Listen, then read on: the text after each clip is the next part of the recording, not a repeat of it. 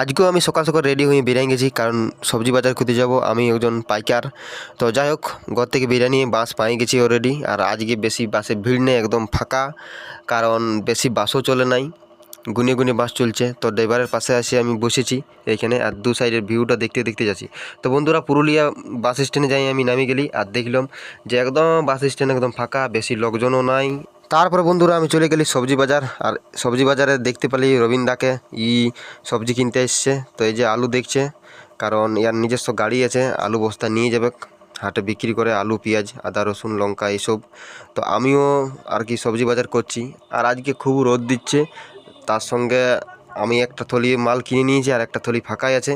ঠিক আছে, আর বাজারটা একদম ফাঁকা দেখতে পাচ্ছ বন্ধুরা, একটা থলি বাকি আছে আমার। তো বন্ধুরা, এই যে একের পর এক আমি সবজি কিনতে লাগলি। ঠিক আছে, আর সবজির কি দাম! আড়তে তো একদমই সবজি নাই, একদম খতম হয়ে গেছে। তো এই কাকাদেরখানেই আমি মানে টুকটাক মাল নিই, ইয়াদের কাছ থেকে কমে পাই যাই। 40 টাকা কিলো, 40 টাকা কিলো।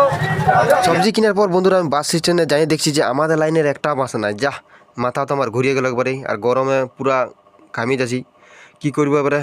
তারপরে বন্ধুরা অনেক কৃপাতে একটা বাস পালি। তো বাসে তো পাই গেছি।